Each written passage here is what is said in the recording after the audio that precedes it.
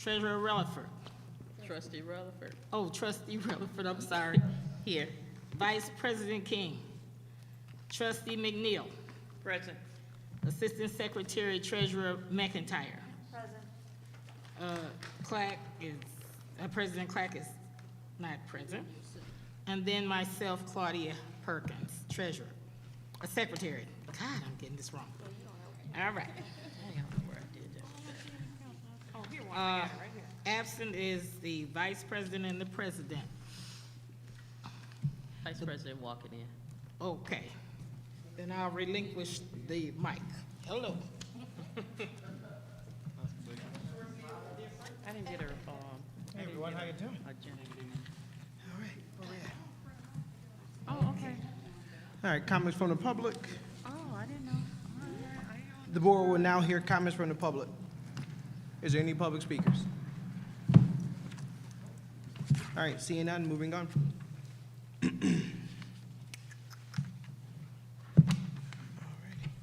right, moving on to new business.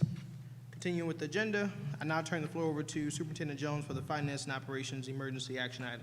Okay.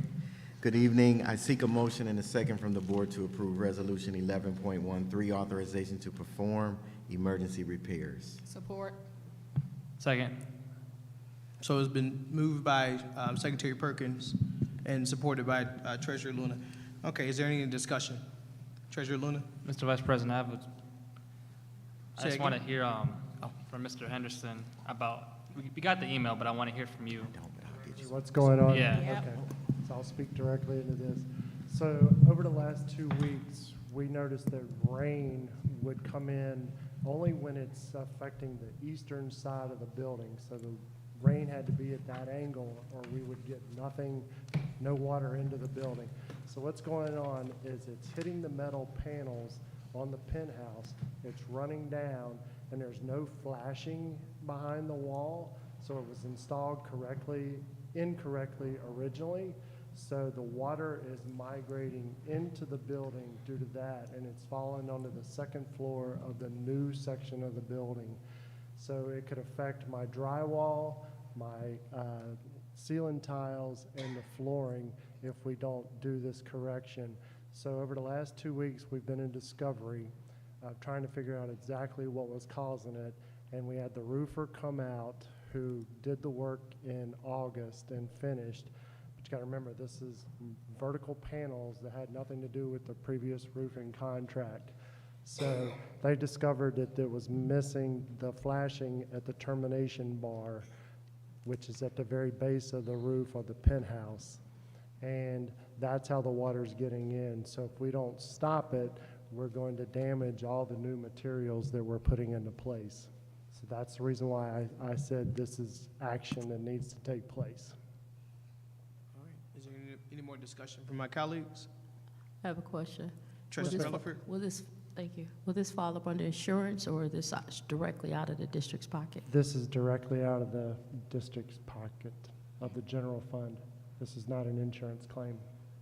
Wow. Go ahead. Secretary Perkins? And so what is the cost for this addition? It's $43,750.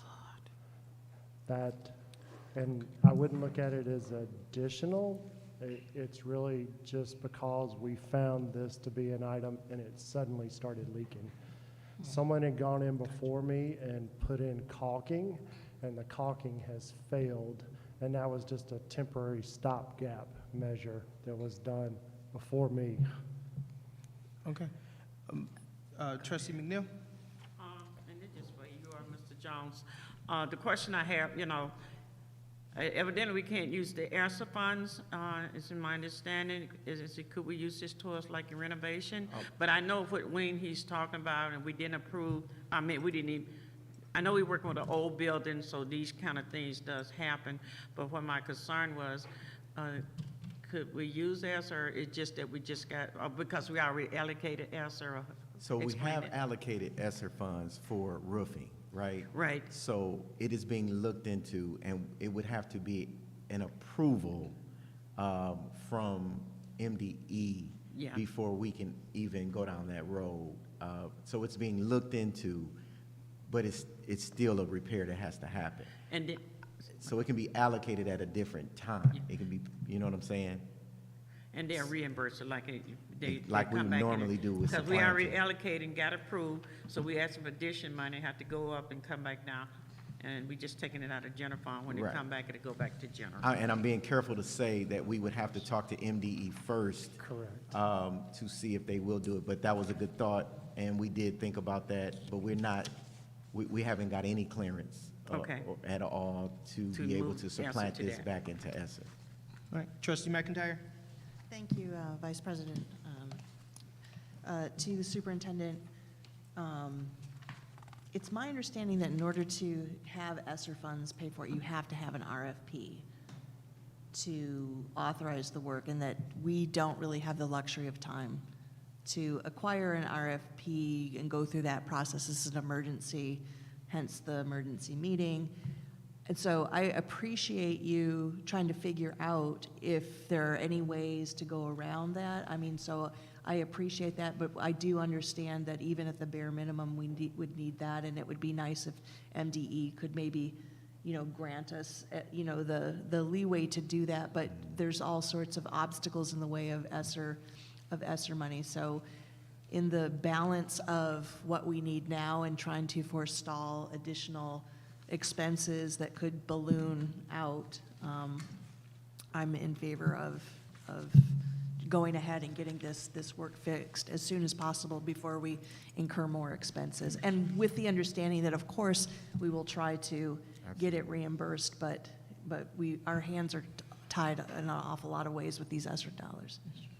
Vice President, okay. Trustee Rutherford? Who did the caulking? Because my reason for that is, was their work guaranteed? Because if their work was guaranteed, then I would like for the district to recoup their money back from whomever done that, if it was guaranteed. Go ahead. I have no idea who did the caulking before me. This has evolved so quickly. I just have not been able to determine who did that, and that was way before me. It looks like that caulking has been there anywhere from 10 to maybe 15 years, but I'm not sure. It Maybe just we could looks look at very work orders. old. I'm sorry. I'm thinking maybe we could look, there's some way we could track down who did that work, because if it's guaranteed, I think the district should get the money back from those individuals. Typically, caulking would only have about a 2-year guarantee for construction-wise. I guess for me, when you're caulking something, you're putting a Band-Aid on something to Correct. come back. So my thought process is probably a work order to have that done. It has to be, if they just put caulking over that, just from my understanding of facility repairs.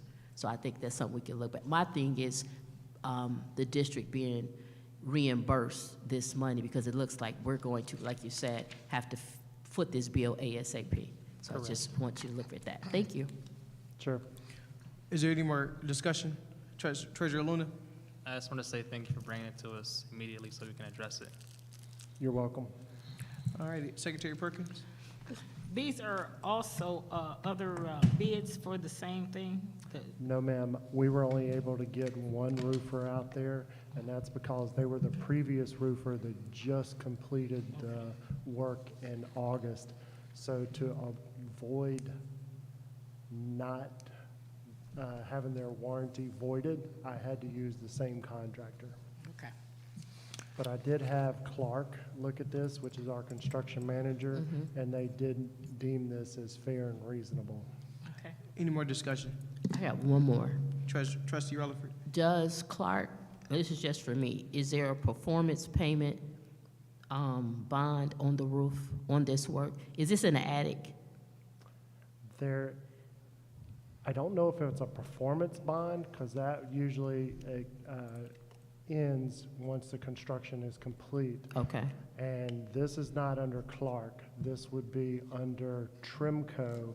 Okay. And they warranted the roof work for 1 year, but you got to understand, these are metal panels. Okay. And this is outside the scope. So for the school district to go back to Trimco and try to claim this as warranty, my advice would be, no, we should not pursue that, because it's not within their scope of work. okay.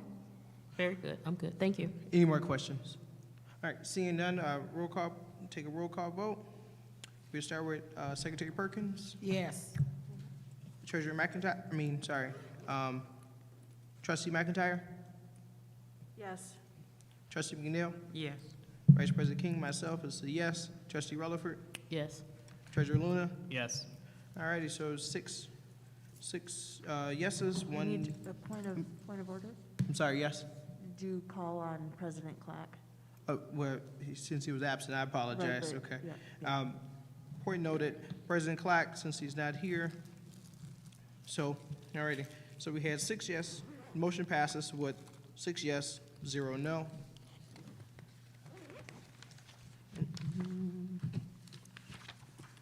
All righty, cool. All right, seeing no further business, I declare the emergency meeting adjourned at 5:42.